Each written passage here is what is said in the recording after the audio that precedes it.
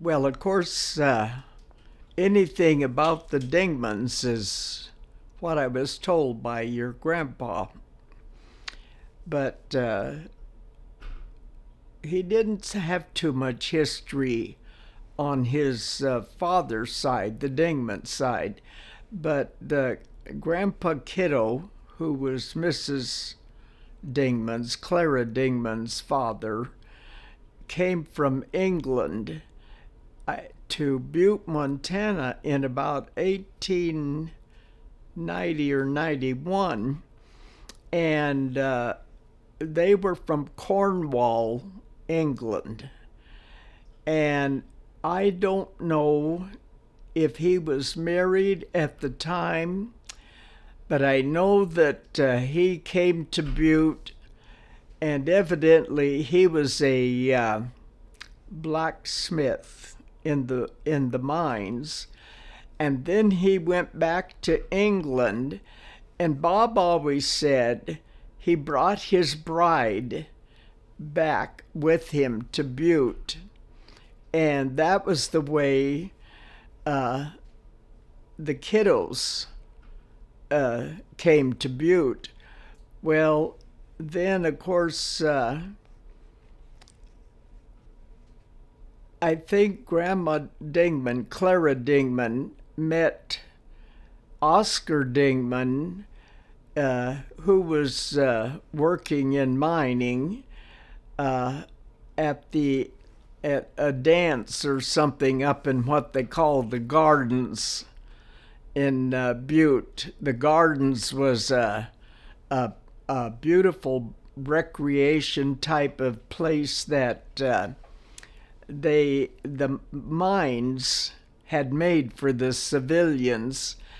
And anyway, they met and were married. I never have got the exact date down. I'll have to check with Robin Wright or Schmidt. But they must have been married about 1921 or 2. What year did they move over here? What? What year did he come from England? What year did... Grandpa Dingman didn't come from England. It was Grandpa Kiddo. What year did he come over? About 1890, I think. Which would be when the Butte was a Wild West town, kind of, at that time. And can you imagine bringing a proper English bride to a Wild West town? But evidently she adjusted well. They had started, Ada was their first child, and the oldest of the Kiddo family. And Mrs. Kiddo, was going back to England to visit her family, and Ada was only about 2 years old, if that old. See, I'm a little shady on things like that, but it's pretty close. And she got infantile paralysis, and it affected Ada's thinking. It must have affected her brain a little bit, so she was always disabled. Well, then not Jim, but Howard was the next child, and then Clara was the third child, and then Jim Kiddo who was your grandpa Bob's favorite uncle, had the moving business. He was the fourth child, and then Bill Kiddo, and then Aunt Dorothy Estes was the last of the Kiddo family.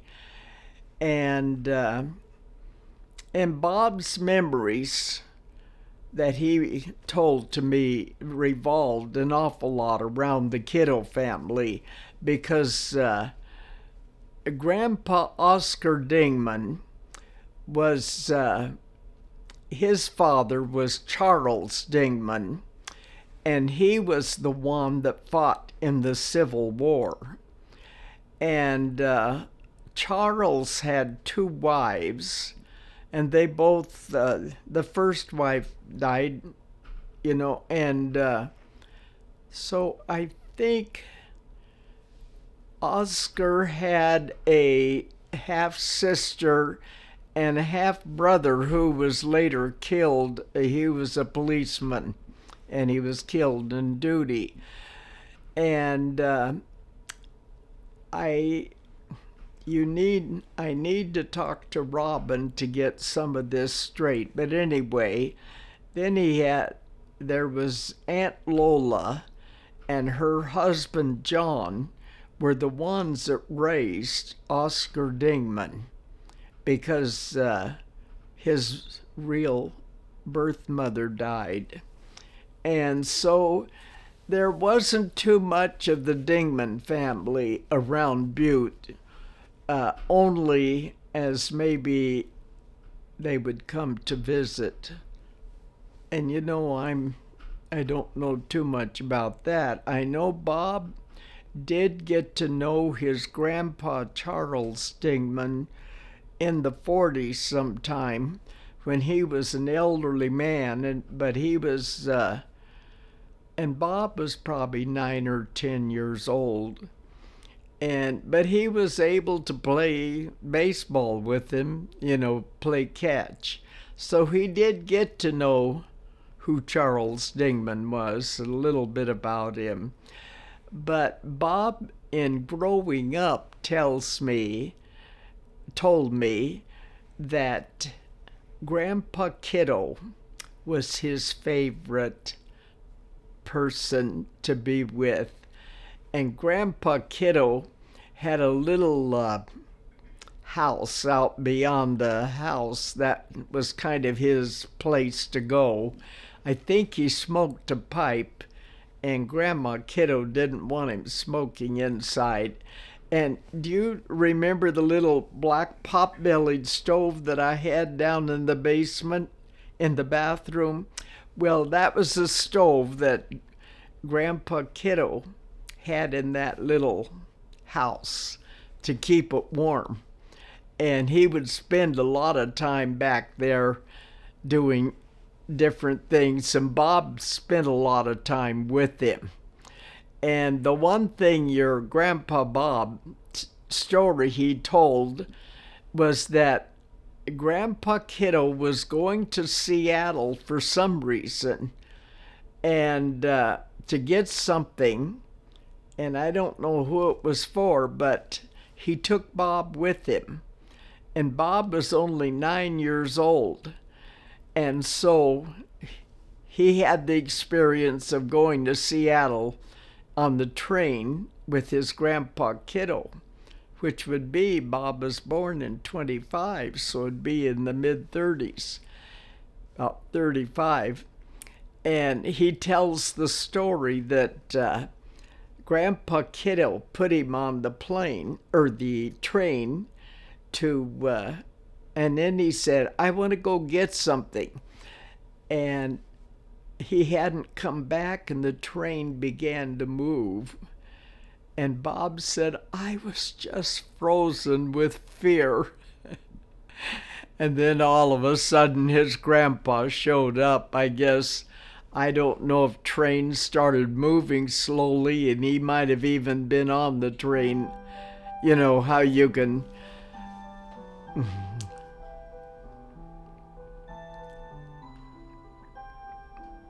I'll just let it play real quick. I think there's a window open.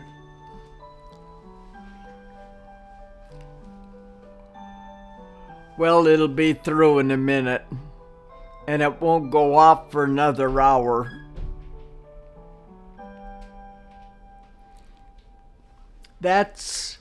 I'll just tell, that's the story of Bob's My Favorite Clock that went off.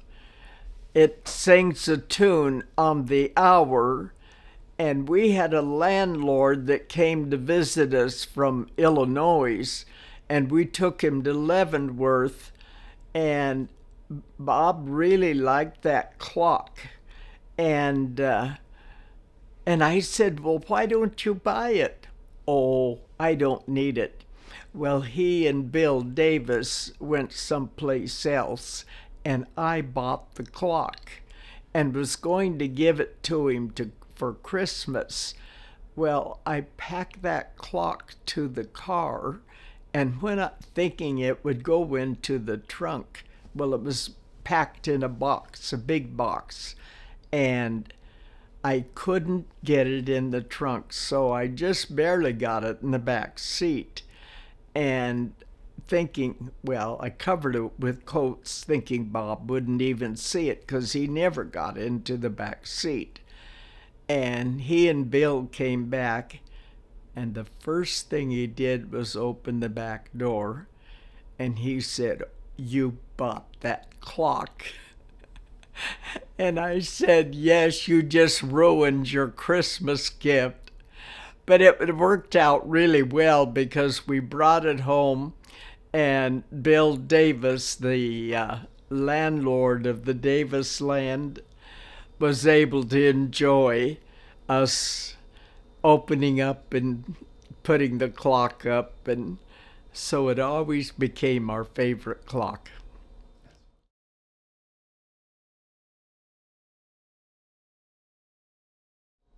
I was going to, of course, teaching in Seattle. I think I was teaching in Shoreline District that year at Cromwell Park. Well, Bob had come out to Seattle from Butte. He was a single man, of course, and because Paul was laying people off, it was winter, and Andy, Bob's brother and wife, lived in Bellevue, and Bob said to Paul Olson, I'm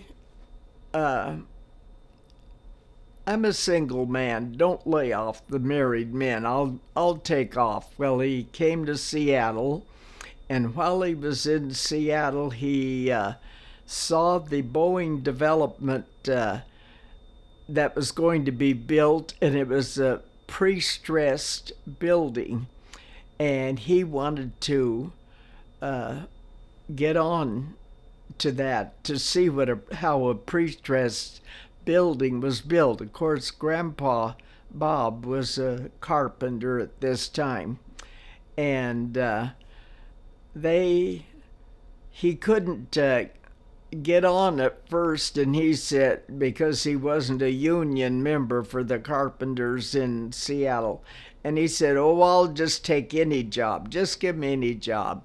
So they put him on some kind of a lineman's job that's one of the lowest, but he didn't care because he just wanted to work on that building. Well, of course, single people, and I had not married, the University Presbyterian Church in Seattle, that was close to the University of Washington, was one of the first churches to start a group for unmarried people after college that were working in jobs and things, and they seemed to go from about 26 up to 56 or better. But anyway, Bob was coming there on Wednesday nights they had a dinner, and I started going there. Well, one Wednesday night, I was sitting right across the table from Bob, and we got to talking. Well, then I remember I came home to Llewellyn and I were living in an apartment, and I said, I met a fellow tonight. I'd like to get to know him better. Well, as time went on, we started going up skiing in groups sort of where we got better acquainted. And then it digressed into the fact that we started dating. And so that's the way we met. What was, did he ask you on a first date? Not really. Llewell and I had just moved into this apartment, and I remember I had a mirror that George Carey had tried to hang for us, but he wasn't successful. This was before George went down in the airplane. And so I don't know, a group was talking, and I said, I got a mirror that needs to be hung. If anyone will come and hang my mirror, I'll give them a steak dinner. So Bob quickly volunteered. So I would say that wasn't a date, but that was the beginning of our dating. So I guess it was kind of a mutual thing. I kind of conned him in, and he quickly volunteered. That's funny. How did he ask you to marry him? I don't know. It just kind of progressed. We just, when you're 31 and 32, you just know what you want. And the one thing I remember about Bob and I being together, I was initially very attracted to him in a way that I had never felt about anyone else. But we were just so comfortable with one another. It wasn't that there was sparks flying, but we just enjoyed being together and one another's company. And I remember one balmy Sunday evening, he had come up to see me or something, and we were downtown Seattle at that time. It was a beautiful city. You could walk on the streets at midnight and be safe. But we were downtown walking and just kind of window shopping, and Bob's father had died of cancer 5 years before I met him in 1951, and it was quite a traumatic thing for the Dingman family. And I think when his father died, he held his feelings in for the sake of his mother. Because Bob and Andy both, I know Bob took leave of going to college to be with help with his father at the hospital. And when we're on that walk that Sunday evening, he just opened up and started talking about his dad and everything. And I think for the first time in the 5 years since his father had died, that he felt comfortable to talk about it with someone.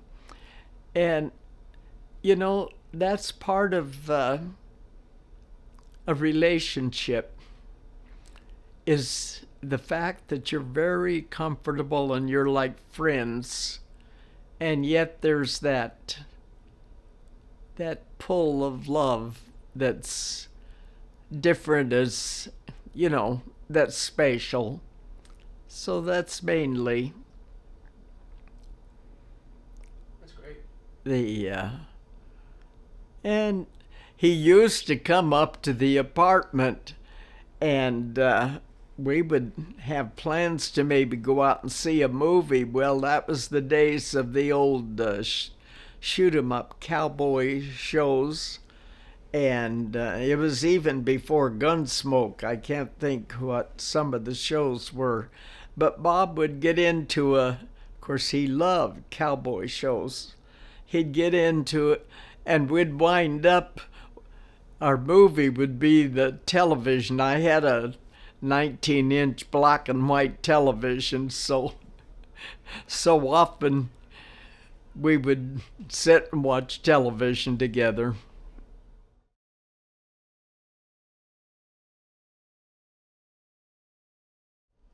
Oh dear, there's so many. I just can't hardly,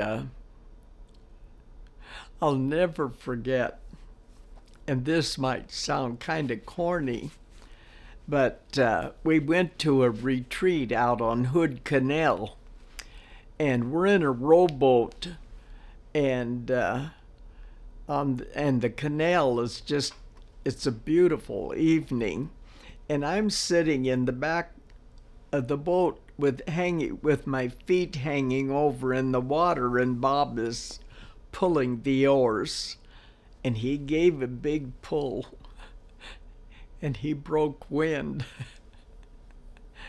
And it was a good one. And I started laughing, I uncontrollably, and he says, "Gosh, and we're not even engaged yet." So we always laughed a lot about that. But the engagement just, I don't know, we just agreed to get married, I guess. And then when we decided definitely to get married, Andy took Bob shopping for my diamond. And that evening that we were window shopping in Seattle that I mentioned, we would be to a jewelry store, so I would kind of tell Bob. We'd look at the rings, and we'd kind of point out what we liked and didn't like. So when Andy took him shopping, he got the greatest ring. It's platinum, and this is it. And of course, this is the original set. And then I think it was on our 61st anniversary that he gave me this and as kind of a, I guess, that we'd made 60 some years. So I treasure it. Oh, you ask about a memorable time. When we were first married, I took my rings off to put on lotion because I didn't want them dulled up, and I must have set it up on the windowsill or someplace. I don't know where I set it in the apartment. And when I went to get it, it wasn't missing. And I was just heart sick. Well, I didn't say anything to Bob. I kept looking for it, couldn't find it. And after a couple weeks, he said to me, "Are you missing something?" And I broke down and cried and said, "Yes, I can't find my rings." And he pulled them out. He had picked it up and hidden them. He said, "I put those on your finger, and you're to leave them on there and not take them off." So after that, I never took my rings off, regardless of anything. If I was working with something that might be hard on them, I'd put rubber gloves on.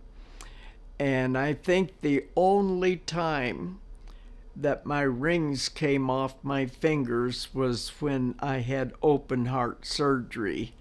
And by that time, I'm 77 years old. And of course, they had to come off.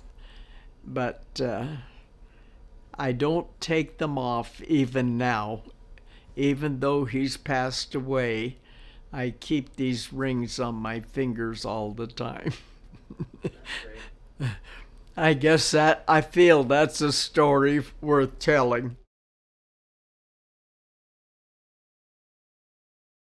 Well, of course, Bob had been working at different jobs.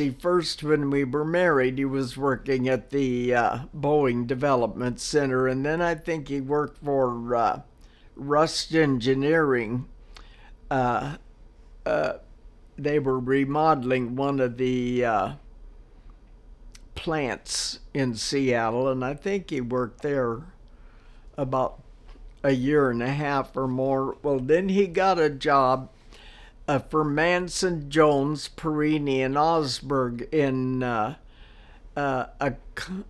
conglomerate that was building the biggest dry dock that had been built in Bremerton to take care of the big carriers like the Constellation and Enterprise. And he worked there for about 3 years, and then that job came to an end. Well, by that time we had 2 children. No, we also had Roberta. She was a baby. And the job came to an end. Well, Papa, we would visit over on the farm, but usually and sometimes I would stay for a week or so, and then Bob would come back and get me.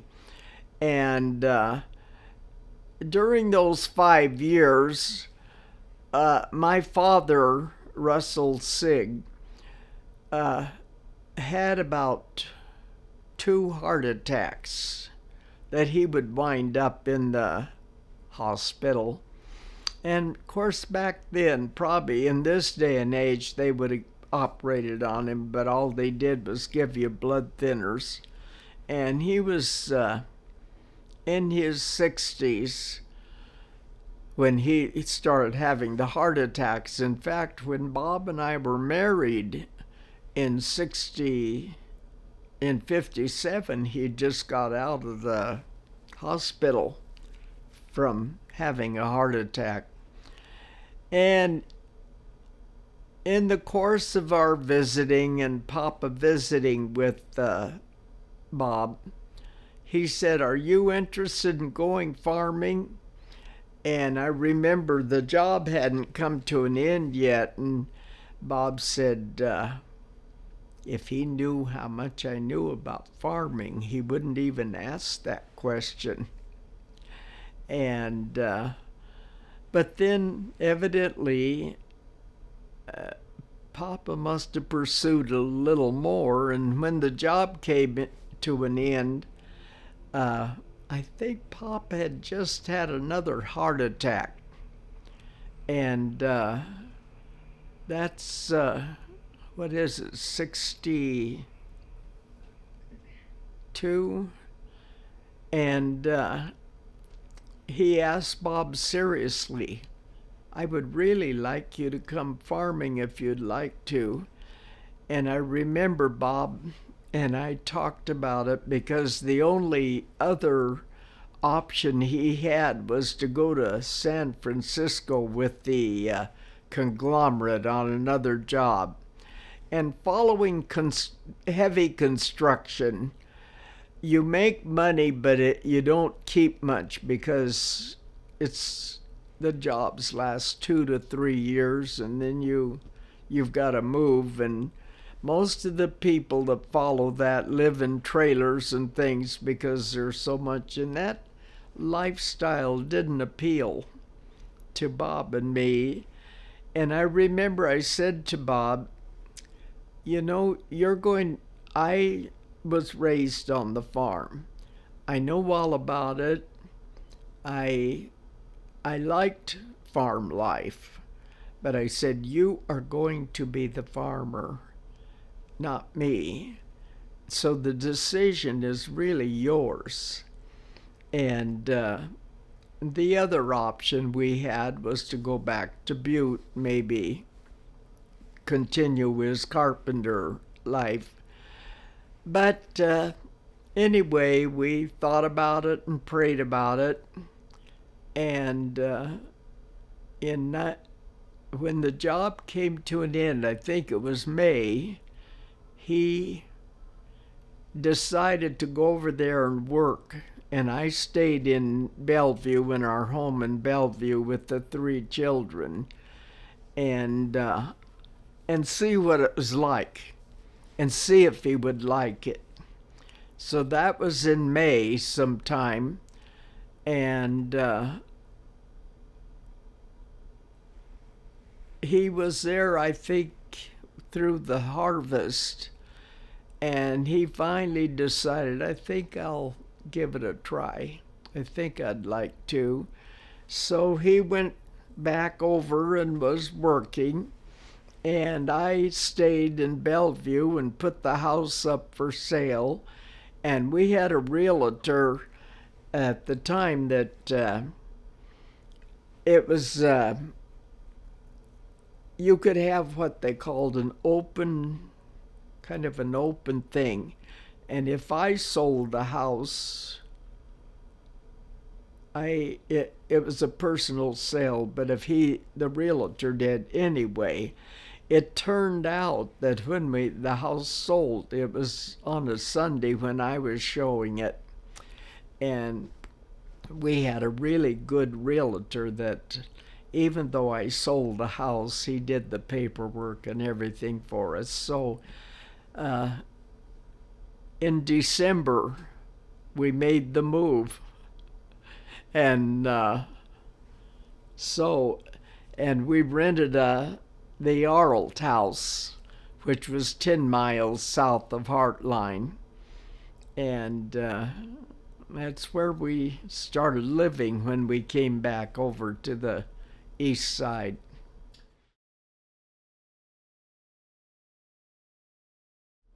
They were all farming their own places. Robert had taken over the Reinhardt place. Bill was farming back in the 40s. They bought the Buckley place. They didn't buy the land, but they bought the farm and the land that went with it. I mean, the rental land.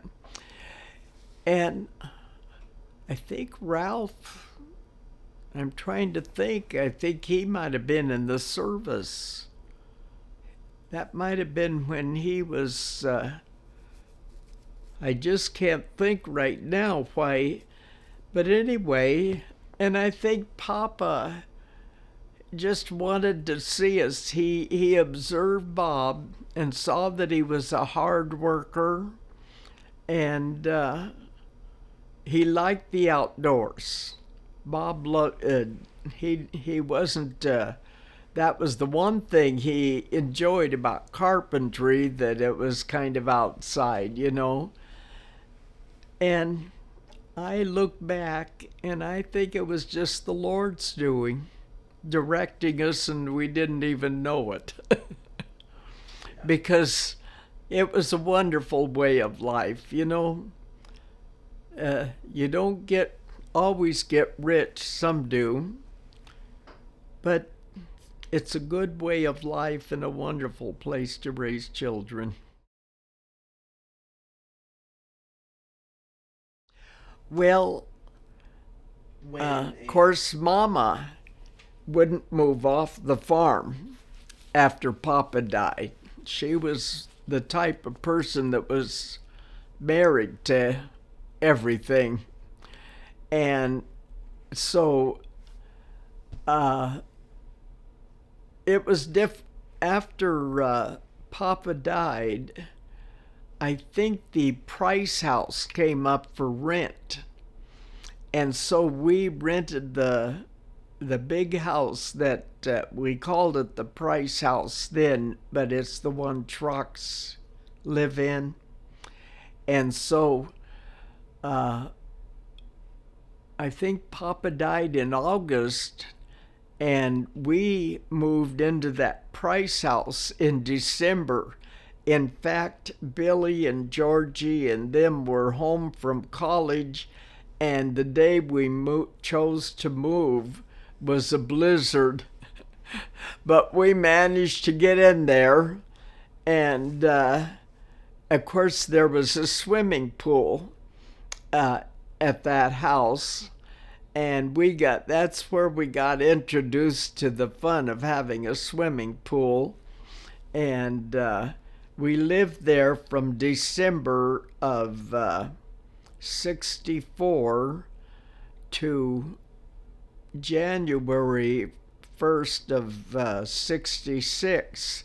Well, in the time that we were living at the Price house, the house that we moved into in Heartline came up for sale. And Ralph was now farming at the Crick Ranch, and he persuaded Mom to buy that house in town. Paul and Donna Sinkler had built it, and it was only 5 years old, and they were selling it for $20,000, and he persuaded Mama to buy it. Well, of course, she paid cash for it, and Do you remember how much she paid? Huh? Do you remember how much she paid for the house? $20,000 for the house in the Sinkler house. And Ralph thought she would move off the farm and move into that house and let us go out to the farm, but she didn't do it. She just figured she had a house for us to go into, which is what we did. And we moved into, we spent Christmas. We had 2 Christmases in the Price house. And then we moved, Doug was he a year, 2 years old? He's still in diapers, I know. Well, anyway, we moved in January into the Sinkler house, and we lived there until 1971, I think it was, that Ralph gave up the farm, and he had 2 moving vans, and he persuaded Mom. She was now about 82 or 3, and it was definite she shouldn't be out there on the farm alone. What she would do was go up and spend the winters with Dorothy, but even that was getting difficult. So anyway, he persuaded her to make the switch. 1 moving van went out to the farm and filled up Mama's belongings. 1 moving van came to our place, and the switch was made in a day. And then Ralph moved to Seattle, of course. That's why he had the moving vans, and the reason he needed 2, he had that big organ that he wanted to move, which was money down the drain, but that's, But anyway, the children, we lived in Heartline at least about 6 years, I suppose, and 5 to 6, I can't. But they made many friends, and as time went on, of course, by the time we moved out to the farmhouse, Russell was, I think he was probably 13. He was born 58 to 71. And we moved in September of 71 to the farmhouse, I know. And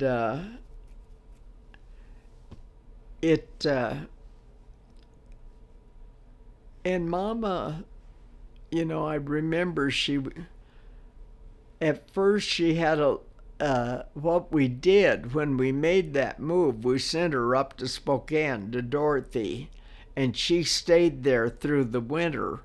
Well, then Dorothy, Bill's wife, and Geneva Bartleson uh, came, and we set Mama's place up for her, and she came back to the house in the spring. But we only lived out on the farmhouse with the family for about 20 years, maybe 19 to 20, because we moved when Russell, of course, married your mother, and Marcus, I think, is close to a year old when we moved off the farm. Well, of course, Mama had passed away in '88, and we bought the house from her. And so we made the move from the farmhouse back into that house in town in 1990. I remember it was Easter, April 15th. We must have moved the day before Easter because we were living in town, and Easter was April 15th, 1990.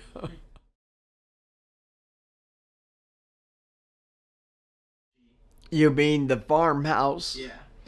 Well, you know, the old farmhouse was, it was 8 rooms, but the upstairs of that farmhouse was never finished. There were 2 rooms that were finished, but the other 2 rooms were just what is it, the open studs.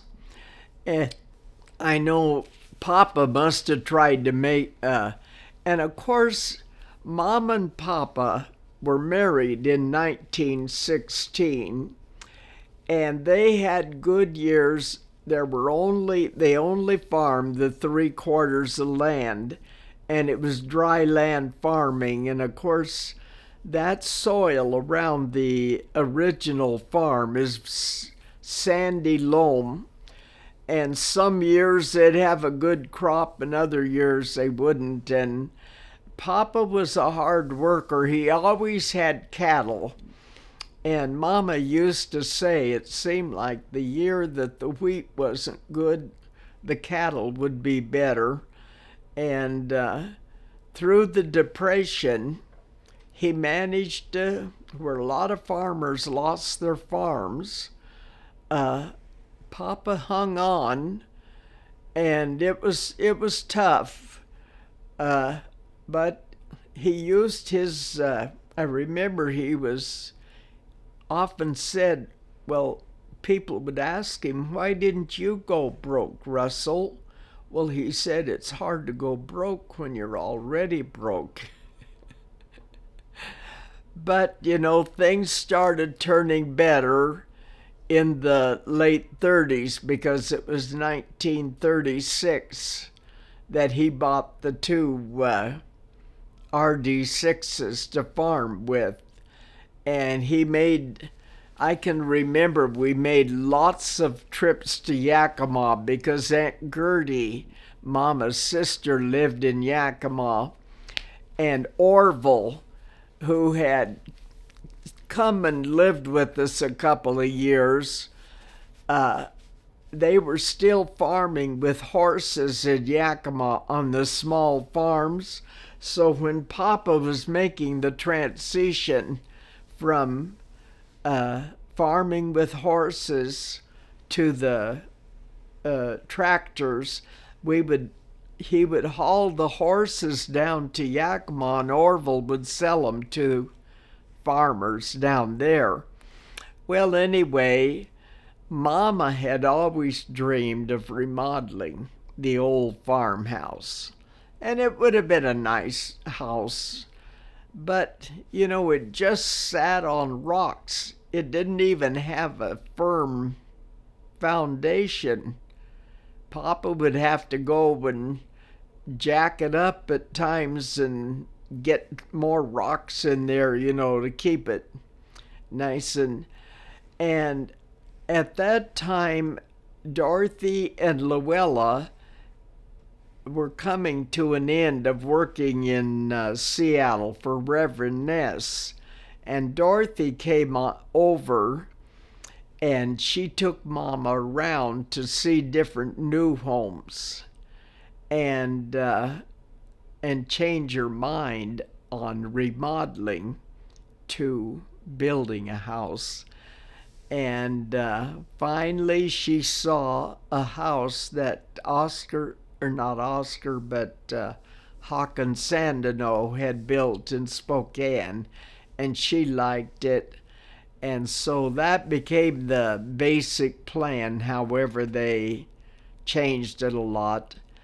And in 1948, they started building the new home. And Hawkins Sandino was the contractor.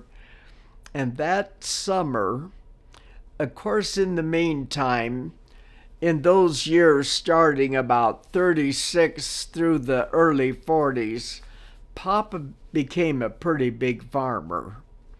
And farming, the war brought prices up and everything, and farming was good.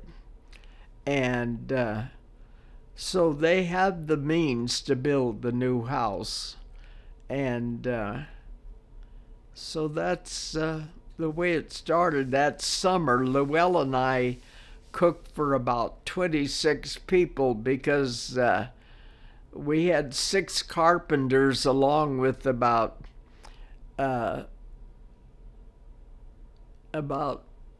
14 crewmen taking off the harvest and stuff, because Papa had a lot of alfalfa. So it was not only harvest crew, it was haying crews. And so there must have been 14 to 16 men, and then 6 carpenters, and then us women folks. So it came down to about 26, and we were in the old house doing that, and we had to feed them in shifts. We'd feed the carpenters first, and then the crew would come in. And I can't remember if we had, and then of course after we got everybody fed, why we women would eat. There was Mama and Dorothy and Luella and I. And it was tough, but it was, and Dorothy and Mama kind of oversaw the building. I think they dug the basement in August, and it was finished. We moved in January of 49. How much did it cost to build the house? The house on the farm, just the house, was $42,000. But when you added the some extra things and the garage that was built, and I think we included a new type of vinyl floor that they finally put on the basement, it came to about $50,000 for everything. Wow. And how come you guys put an elevator in the house? Well, the reason the elevator was put in the house, Mama got hit with severe arthritis in her knees, and to the place that she was almost in a wheelchair. She would just go from hanging on to something, and they're just in the process of thinking about getting the house going when she's in this condition. And it was going to be a 3-story house. The basement and the main floor, which it turned out to be, we called the upstairs not a full story, but a half a story, because of the way and they decided they better put an elevator in. so that if she got hit in both knees, she could go from floor to floor. Well, they did that. And of course, like osteoarthritis is strange. It can really hit you, but in about a year's time, it left her. So that's the reason for the elevator. And of course, your mother really used it when she got bucked off the horse. And we often joked that Grandma and Grandpa put the elevator in for Julie. Mm-hmm. Well, I have, which I will give you, that you can, that Mama has written a story of their coming. The Walker family, which is my mother's maiden name, moved from Iowa they first came to Heartline in, I think, 1902, 1 or 2. And Grandpa Walker he ran a thrashing machine, and I can't tell you exactly where they lived that year, but they mainly were kind of up north, because I know Aunt Nettie worked for the Wilsons, who were farmers up north, who later became Clayton's in-laws. But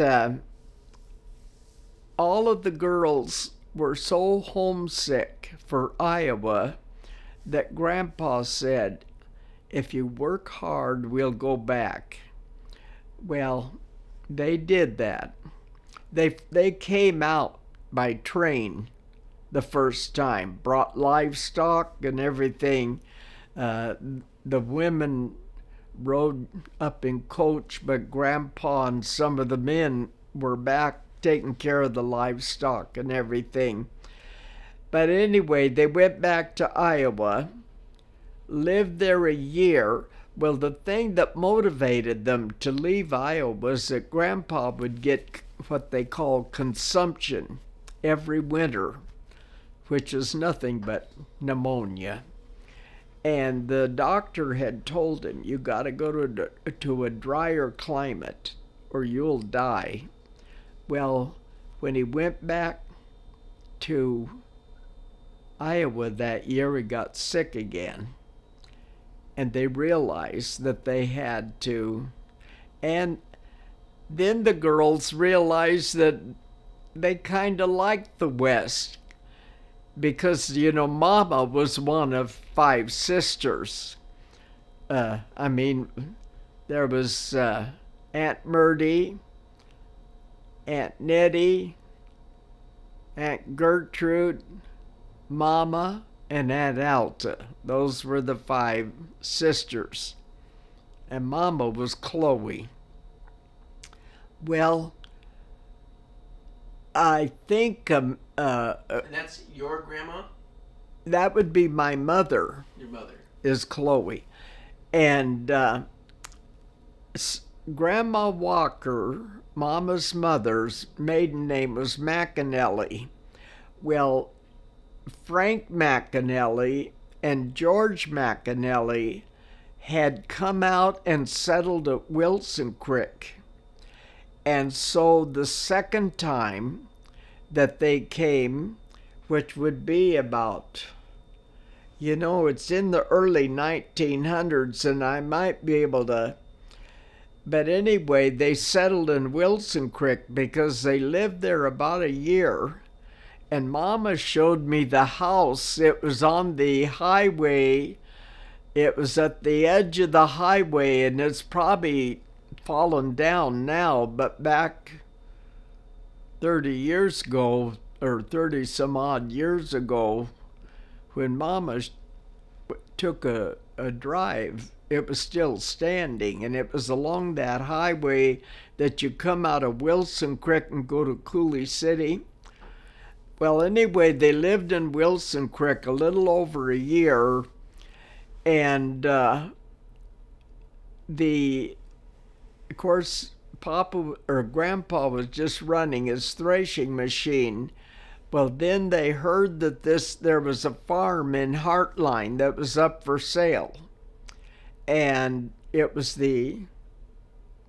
our original farm, and they bought it, and they moved to Heartline in about 1904, and I think the first year they lived in a house that was a half mile. It'd be right across from Raymond Dormar's house, in that low place.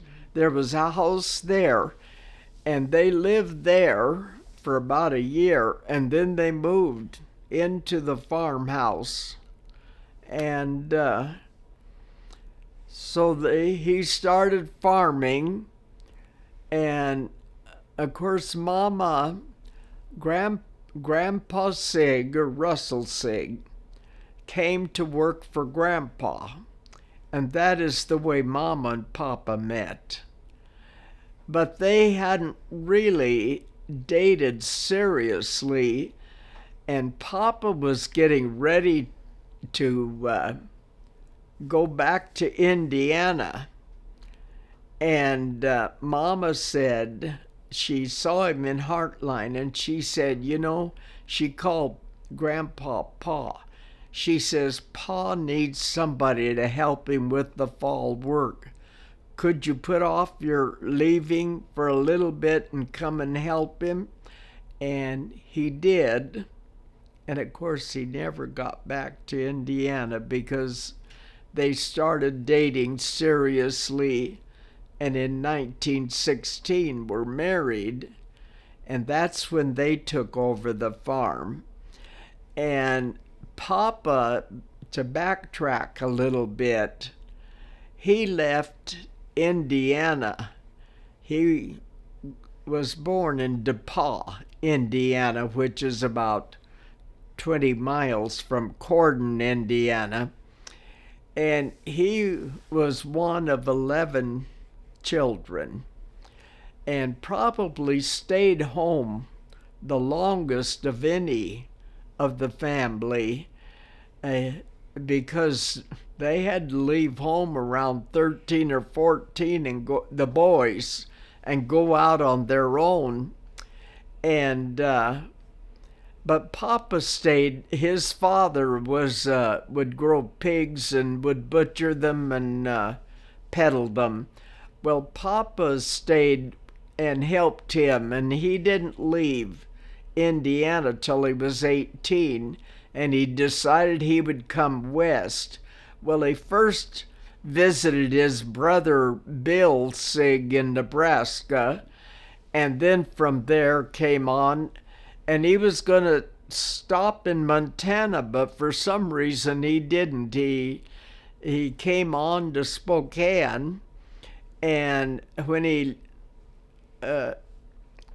some of the details of Papa coming west are a little fuzzy, but his first job, he went down to Rosalia, and he worked for a dairy farm, and he milked 19 cows morning and evening, all by himself. And Papa had the strongest hand you ever wanted to see, and it probably came from milking those cows.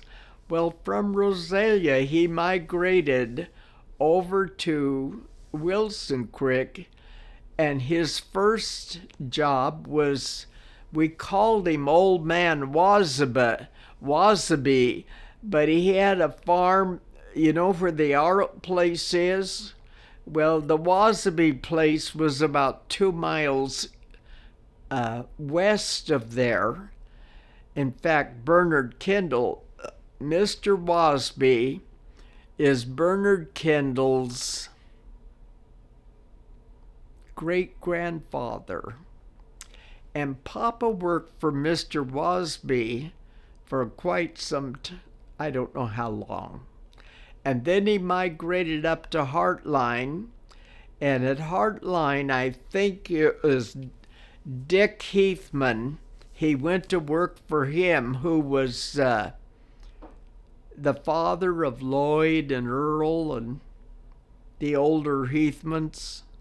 You might have heard of Earl Heathman because he's the father of John. Anyway, and then Grandpa Walker was another one that he worked for. And of course, I kind of related that it was while he was working for Grandpa that he and Mama. The story of their marriage is kind of interesting because when they decided to get married, it was kind of in that place where it was a transition from horse and buggy to cars. Well, I don't think the Walkers they were still moving with horses. But when Mama and Papa decided to get married, they boarded the train in Heartline, and they had their small Aunt Alta and Grandma and Grandpa and a small wedding group. I think Mama said there was about 12 of them, and they came up to Spokane, and they were married in the Davenport Hotel, which at that time was only 2 years old, and they were married in what you call the Isabella room, and they were married, I suppose, in the morning, and then they served them a breakfast in the same room, which would be a breakfast brunch. And from there, they boarded the train and went to Yakima and spent their honeymoon with Aunt Gertie and Uncle George. So that's kind of interesting. Back with the wheat growers, I was at a ladies' luncheon, and they said, "Who has an interesting story about the Davenport Hotel?" And I said, "Well, I wasn't born," and I told them about Mama and Papa getting married in the Davenport and in the Isabella room, and I won the prize for the best story. Yes, I grew up in Heartline, went to Heartline School for 12 years. I guess you would say I was mainly, I was the cheerleader for 3 years. And I graduated, when there were maybe 12 or 14 in my class, but by the time I graduated in 43, it had gone down to 6 because people left Heartline to take the war jobs. Because the Depression, what kept people in Heartline for quite a while was working on the Grand Coulee Dam coming out of the Depression. But by 41 or 42, the dam was starting to be finished, and they could get better jobs going to the city for war jobs. So anyway, we lost a lot of students, and it went down. I graduated with Gene Kelly, Harry Dormeyer, Betty Boger, Pauline Sig, Jean Hickabotham, and Melodina King was the minister's wife. She was only with us 1 year. But the other 5 of us went all through the school together. And I graduated in 1943, and I was the valedictorian and the class speaker. And I always remembered Frank Warren from Whitworth College. He was the president of Whitworth College. And I gave the speech, and Back then, we had to memorize it, no microphone, and we had to project our voices out so they could hear. And I remember Tom Martin was our superintendent, and he worked with me several times, standing and giving my speech and projecting my voice. But I always remembered Frank Warren came up to me after I had given my speech, and he says, "I want to commend you. I speak at many high school graduations," and he said, "You delivered your speech the best of anyone I have ever heard." And that stuck with me for a lifetime, which proves that praise is very important, especially in a young person and a child's life. Are you the only remaining class member alive? Pardon? Is any of your classmates still alive, or are you the last one? I'm the last one. Betty Boger, who married, her name was Smith, and then her husband was killed, and she married a couple more times. I just heard that she died about when she was about 93, but I'm the last one.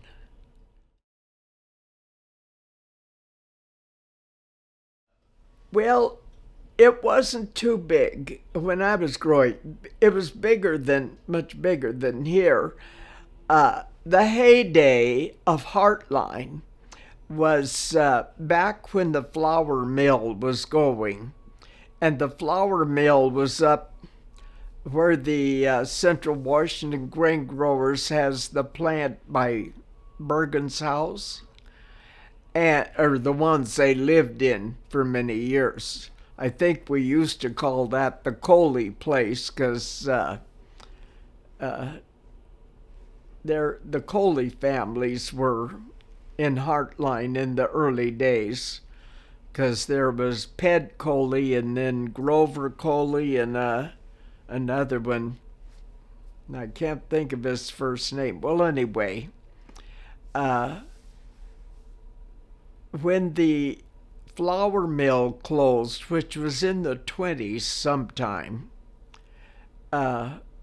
because in my memory, it was never a working flour mill that I can remember, so it had to close. I was born in 25, and it must have closed somewhere in the 20s.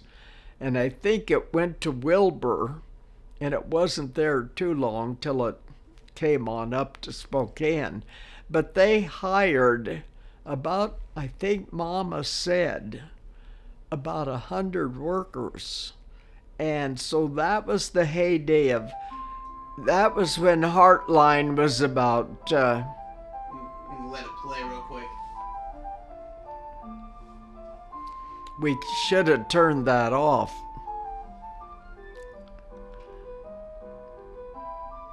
Well, that's alright. Once it hits 12, we'll know that's when I need to stop. It's 11 o'clock. Yes, we got another hour.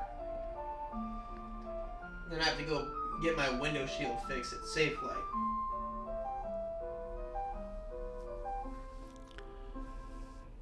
Yeah, our favorite clock just went off again. Okay, so you were saying, you talked about the flour mill moved to Spokane. Yeah, it was, the flour mill was not, that's where they made the wheat into flour. And of course, families started moving away with the flour mill. But at the time, Mama, this of course is before I was born, but Mama said that Heartline was probably about 500 population back then. And then, of course, with the Depression in the 30s, 29 to 30, more families moved away, and because a lot of farmers lost their farms, And then again in the 40s, more families moved away. But when I was growing up and young, going to school, there were 2 grocery stores and a hardware store and a couple of repair shops for cars. Hank Winters had one, and later Grover, Grover, your dad would remember his name. He had the shop, that's across next to Raymond's grocery store. Next door or across the street? Right on the same street, but across from. And Swigert's had a grocery store in that building that Schrock's have. And John Harmon was the grocer when I was growing up in the building where Raymond later. Well, then when John got sick and had to sell the store, Clive Egbert, who was Butch Egbert's dad, had the store for 2 years or so, maybe more. And then he started having family problems because he and his wife divorced. And that was when Raymond Redder bought the store, which would probably, be in the 40s sometime. Because when Raymond Redder came to Heartline, he first worked for Doc Evans, Catherine Evans, Walesby's dad. But then he went to work for Shorty Higgins at the grain growers. It was called Higgins Grain. What was it called? Farmers Union Grain Growers, it was called then. And Shorty Higgins owned it, and Shorty backed Raymond and helped him get into the store. And of course, Raymond was the grocer until he closed it, and the store closed. But before my childhood, I think there were quite a few. There was 3 grocery stores. Mama said on the corner lot where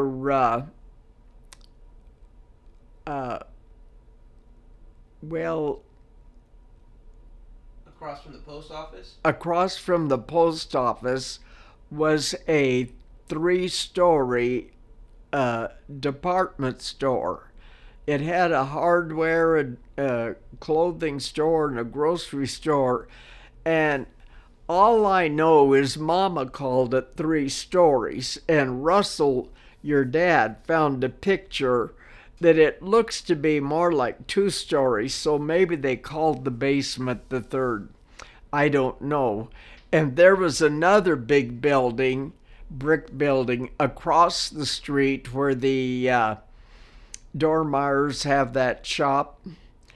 And there was 2 or 3 buildings along there that burned.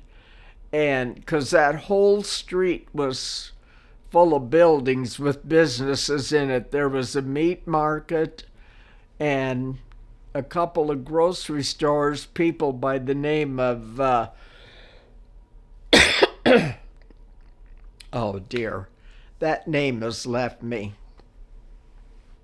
They were related to the Evanses. One of the Evans Doc Evans's daughters married. I can't think of the name now. But anyway, and there was also a pharmacy. John Walters had a pharmacy, and that was down on the north side of the street, because that north side all had buildings that things were in. And I just remember going in the pharmacy when John Walters had it, and it was kind of, you had to go up steps, and they always had a pot-bellied stove going with a set of checkers, and the men would come and gather in that pharmacy. And John Walters was the father of Elizabeth Schmidt. She was Elizabeth Walters. And then there was a couple other, but they later, some of those buildings they brought together and made a grange out of them, but then they all got torn down. And of course along that street we built the Assembly of God Church and that smaller building for the town. So can you tell me more about the church and it getting started? Oh yeah, I had gone back to Seattle Pacific to get my teaching degree, and it's 1950, I think it is, that they had the first. Well, when Dorothy and Luella gave up their job in Seattle working for Reverend Ness, both Dorothy, Luella, and I all went to Bible school at Northwest Bible Institute, which was started by Reverend Ness, which has now become Northwest University. But Dorothy graduated from the Bible school in 41, Luella in 42, and then I went to Bible school and graduated in 47. Well, anyway, they worked for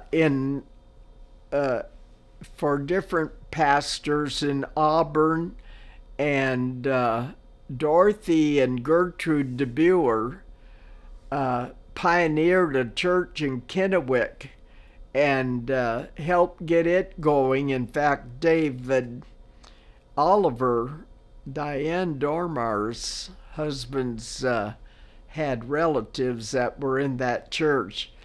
And then they worked for Reverend Ness in Seattle. Well, that job came to an end, and we all came home, and the DeBuers were starting a church in Wilson Creek. And so we all started going down to Wilson Creek to help them out, because Dorothy had been out in gospel work with Gertrude. Well, we went to Wilson Creek for a couple of years, and they were needing to do some building to the church in Wilson Creek. It was doing pretty well, and of course it's 20 miles from Heartline to Wilson Creek, and the Dormars had left the Coulee City Church and were coming to Wilson Creek too. And that's another story which we won't get into, but anyway, they were talking about the fact of building. And one time my dad, who was Russell Sigg, said, "You people are crazy." He said, "You first went to Coulee City for 20 years. Now you're going to Wilson Creek, which is 20 miles away, and you've got a congregation, and you all live in Heartline." He said, "If you're going to build a church, you better build it in Heartline." And that was the seed that changed their thinking. And so they began to think about it, because we had about 50 people that were living in Heartline and going to church in other places. And so they started talking about it, and they came together one time and had a meeting. And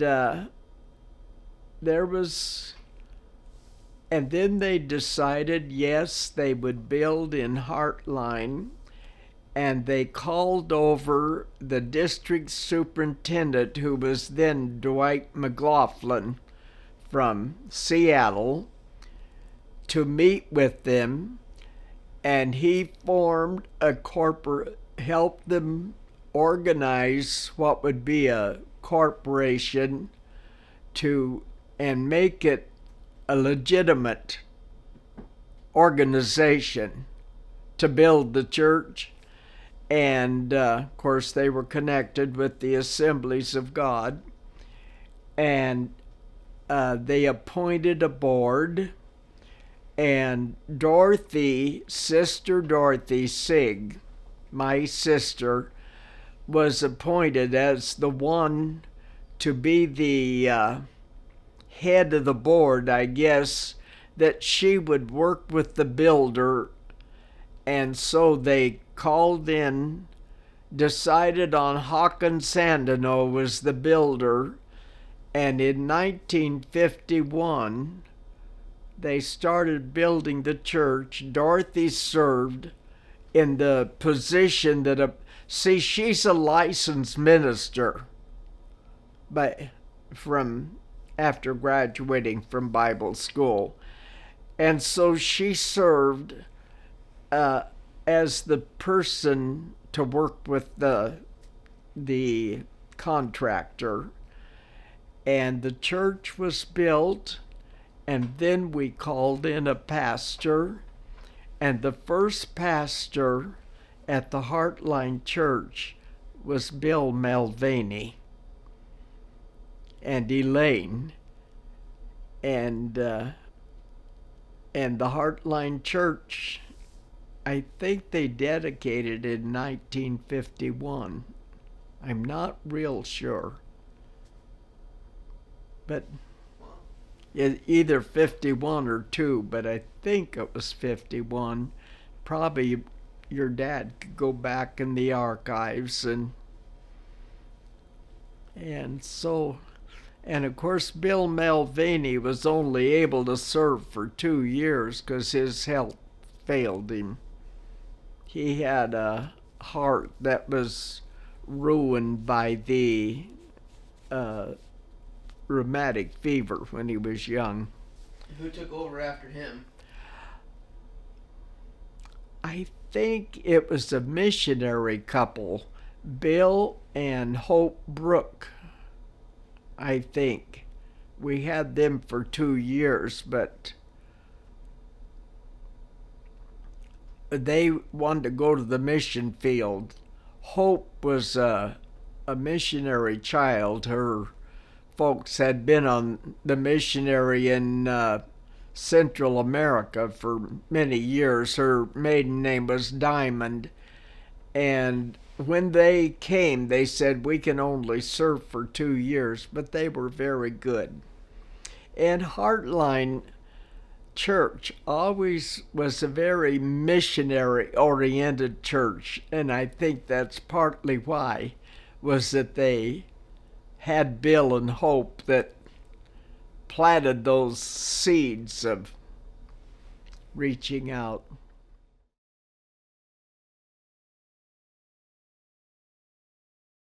Well, Papa had what you call a dry sense of humor. He always saw the funny side, and he wasn't one to talk a lot, but he would, and in 1954 that we all took a trip on the Lurleen to Hawaii. In fact, the Lurleen, I think it made one more trip after we made that trip on it, and then they retired the ship because planes were coming in. But it was it a 3 or 4 day trip on the Lurleen, which was fun. Kind of prepared you for the islands. That we drove to LA that January and took in the Rose Parade And then after we took in the Rose Parade, we had a cousin there, Margarita.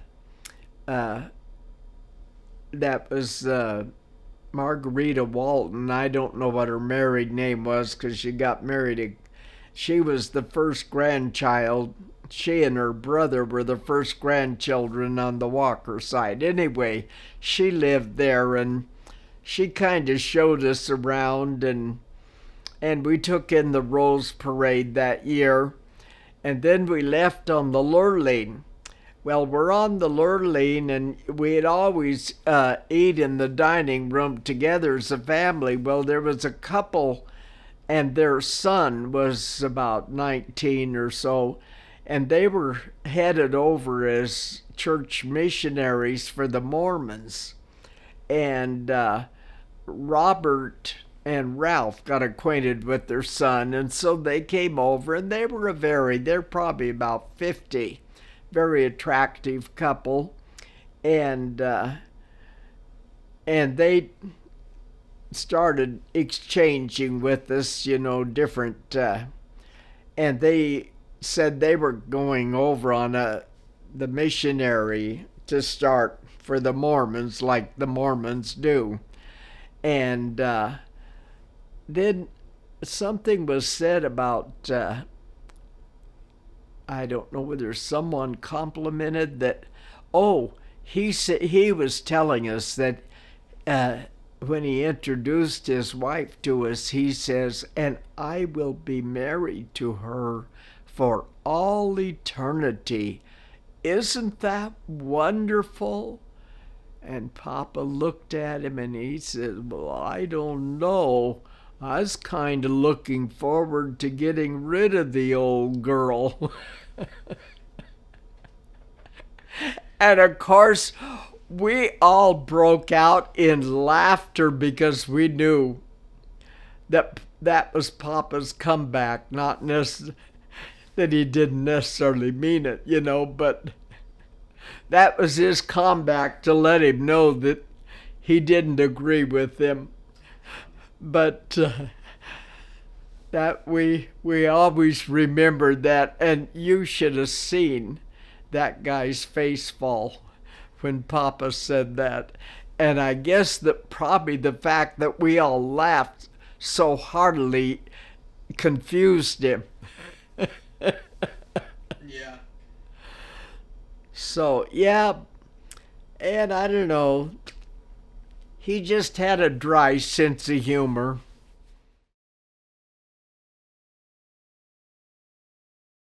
Yeah, well, Ralph was about 4.5, and he loved to be out with them, working in the field. And if I remember, Clayton and Ira Henthorne would take him up on the derrick, and the derrick is a big thing that you lifted the hay up for many years. That it set out on the old derrick set out on the scrap yard.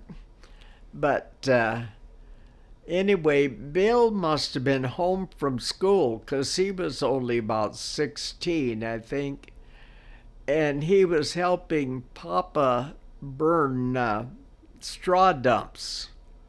Because back in those days, you caught the straw in the catcher, and then you picked it up, but there'd be about that much left on the ground, and you burned them so when you plowed the field or whatever you did the field, you didn't pile up. Well, Ralph wanted to go with them, and it's in March, I think. And the wind is blowing. Well, they had gas cans in the car. And all they can figure out is that his clothes absorbed the fumes of the gas cans. And they're burning those straw dumps, he and Bill and Papa, and they look over, Bill looks over, and Ralph is running around in circles, and he's on fire. And Bill runs and rolls him in the dirt to try to put out the fire. Well, every time he'd roll him over, the wind would whip it up. Finally, Bill, just with his bare hands, stripped all of his clothes off of him that were burning. And of course, Bill's hands were burned pretty good in doing so. And at 4.5, he was burned over the whole trunk of his body from about here down into his buttocks. And the only place that wasn't burned was a strip going up where he had underwear on, that double, and evidently that protected, the flames hadn't got there. And that is what he started. And they brought him into the house. And there's a friend of Mama's from Iowa visiting her. And, no, if we had a car, it wasn't the kind you could go to Spokane in. We probably did have one. Yeah, we did. But anyway, they called Miss, can't think of the lady's name now. She says, if that was, they're wondering what to do. She said, if that was my child, I'd soak some cotton in linseed oil and lay it over where he was burned. And I don't know why they had linseed oil, but they did. Or else they got it. And that's what they did. And they laid it on him. Well, Ralph, of course, is, I presume he's in shock, what we would call shock. Because he's just laying there like a dead baby. And I don't know if they called Dr. Gregg that day, because I remember coming home from school and walking in the bedroom and seeing Ralph laying in the bed there. I'm about 8 years old at that time, because I'm 8 or 9, because I'm almost 6 years older than Ralph. And well, maybe I'm closer to 10. I don't know. Have to figure it up. He's 4.5, and I'm about 6 years older. And they called Dr. Gregg from Coulee City to come out and see him. And this is probably the second day that Dr. Gregg came out. Well, he looked at the situation and he didn't do a thing, because he thought that Ralph would get gangrene and die in about 10 days. Well, of course, the church, we had just, been going to the Coulee City Church, and we believed in prayer and healing. And so the church was praying, and everybody was praying, and he didn't die. So after 10 days, when he didn't die, he started researching, and he started, that cotton that they had put over him was stuck to it. So they would have to it had to literally rot off. And then they would dress the part that they could dress. And it took several months to get rid of all that cotton. But a year or so later, they brought him to Spokane to a doctor to see what if they could graft or anything. Well, the doctors back then, that'd be what, 36 or 7 in the 30s. They didn't even have sulfa drug yet. They said that it looks like a healthy wound. Just keep doing what you're doing. And of course, it was 8.5 years before Ralph took the last dressing off. At the beginning, after Dr. Gregg decided on a treatment of an ointment, Mrs. Dodd, who was, her maiden name was Bube. She's related to the older Bubes in Coulee City. Margaret Dodd was her name. She came out, I think, for 3 times a day for for 3 or 4 weeks, and then it went to 2 times a day, and then finally, and I can't tell you the time frame, maybe 6 months, she taught Mama how to dress and change the dressings. And when they dressed it, they would put gauze over cotton and take a spatula and spread the ointment and then lay it over the burn, because the burn at first was oozing off stuff like, well, it just looked like gravy. But anyway, and we had to carry Ralph on a pillow for quite a while. And then finally he graduated to where he could be wheeled in a buggy. And I've kind of lost, I know there's a picture of Ralph, and he's got a little crooked cane, and he's over it like this, because he couldn't straighten up for a long time. It was probably 2 years before he really straightened up, so that changed our lives a little bit. Yeah.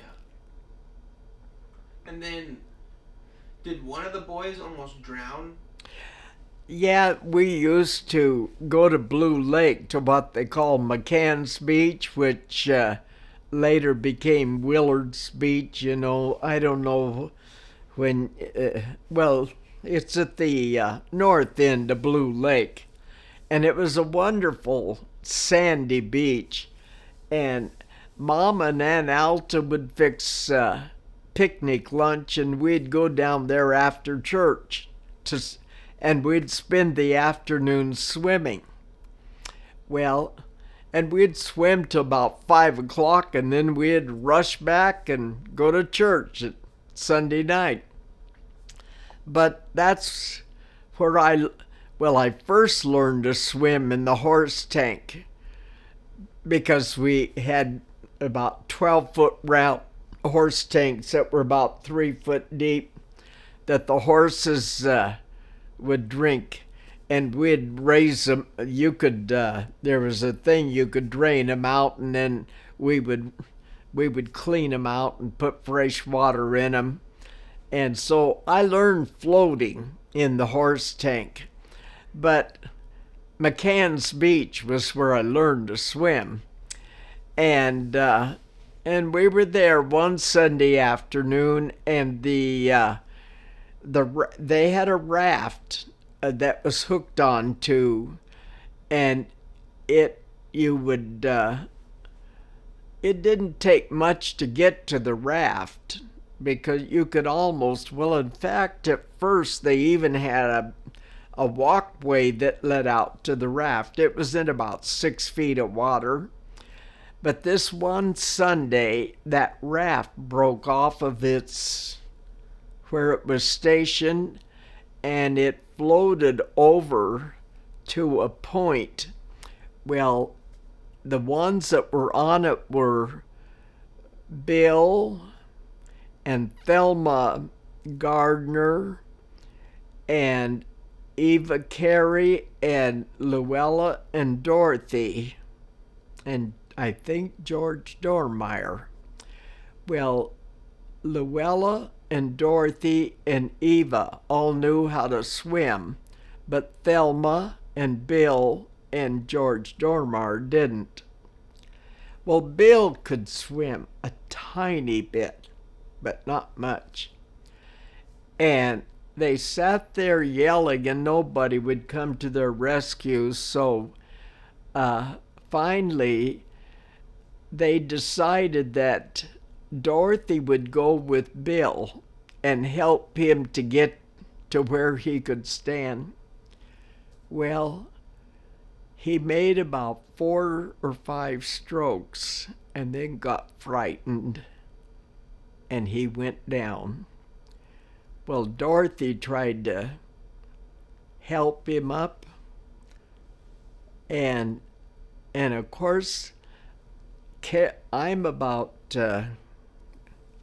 Bill's 16, so I'd be about 10, and Carol and I were up on the sandy shore, and all of a sudden, Mama, they were yelling, help, help, help, and Mama said, Russell, I think they're in trouble out there.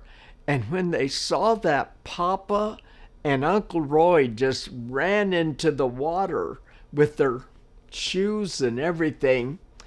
But the thing Bill went down, well, he went down about 3 times. And I think he might have, in a way, had that first thing of dying, but the thing that saved him was that one time Luella came up behind him and pulled him up out of the water and tried to knock him out to see if she could, then he would quit struggling. Well, Johnny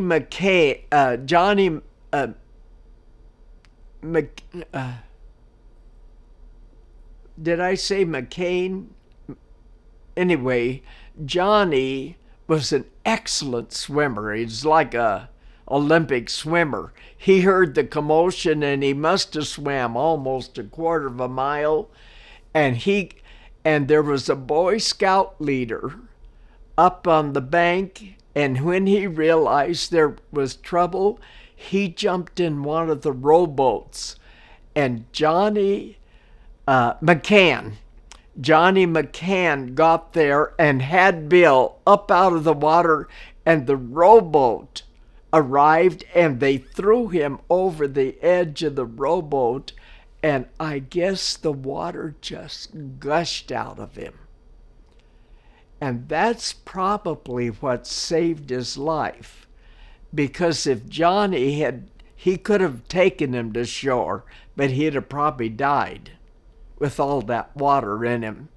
But the fact that Boy Scout leader had the sense to jump in the boat, it saved his life. And Bill often said, I heard the most beautiful music I have ever heard. So he was in some realm that, but what was funny? Bill loved to fish, but he never did become a swimmer. When we put the swimming pool in on the ranch, he could just barely make it across the pool. I mean the short side. And that was because he had to take about 1 stroke.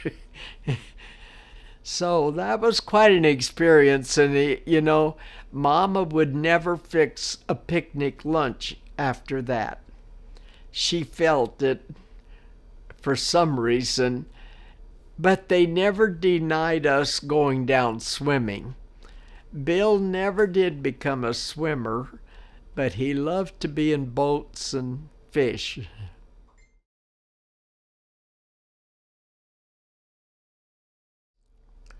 Well, I gave my heart to the Lord when I was very young, because we came into the Pentecostal revival that people were being saved and filled with the Spirit. And so I gave my heart to the Lord very young. And my salvation experience as a child, I would be at the back in those days. After every service, we went to the prayer room and the altar, and we prayed and prayed. And many times as a child, I was there, and I know it was the Holy Spirit. It wasn't just a child thing.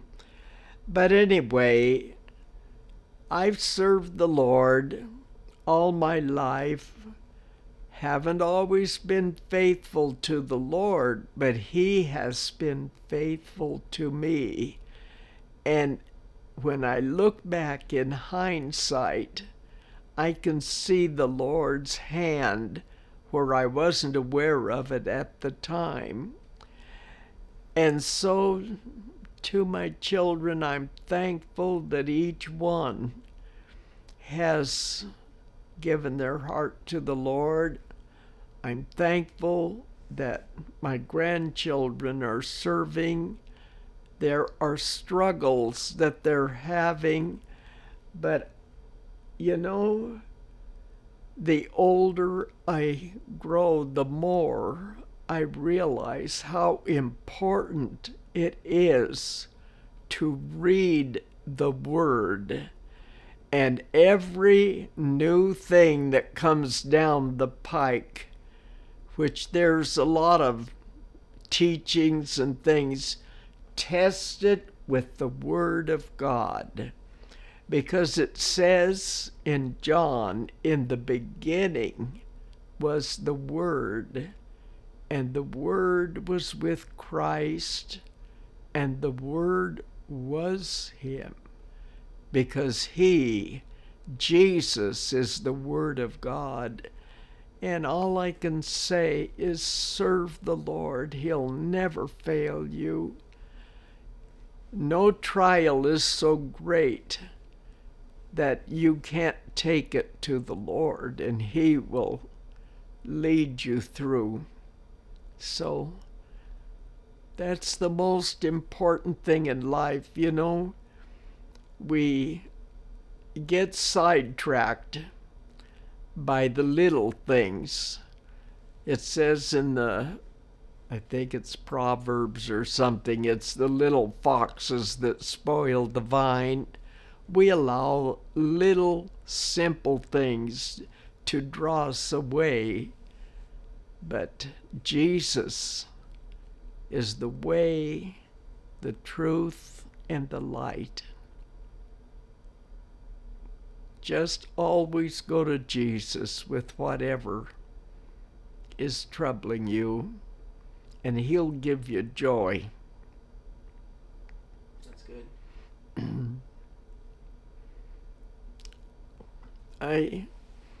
I have, you know, I think something that Mama wrote, and I'm going to have copies made of it. I think I can get it copied down here, so I can give it to each one. But of course, everything I told you about the Dingmans comes from what my husband told me. And you know, I guess you all know that Bob graduated from Montana State College, and he never lost his love of the Bobcats. Yeah. I am so blessed by a loving family, and I am thankful for it. And I just, at my funeral, I want the Lord to be glorified. And I am so thankful for your grandpa. You know, when he was suffering from cancer, he had this poem I carry across in my pocket, and I have it, and I can't quote it, but it became his testimony, and to everyone that came in that room, they went away with a copy of that poem.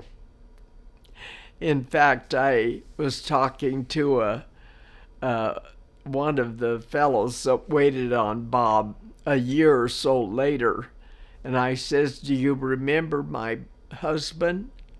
"Oh, yes." "And I have the cross in my pocket." So it's important. That became his testimony, and I just want the Lord to be glorified in everything. And I love all my family. I'm just so blessed. I just didn't think I would ever live to see grandchildren on loan, having 6 great grandchildren, and they're all so beautiful and wonderful. So just, it pays to serve Jesus. It pays every day. It pays every step of the way. So if I can just impress that on my children and grandchildren, that's the greatest legacy I can leave for you.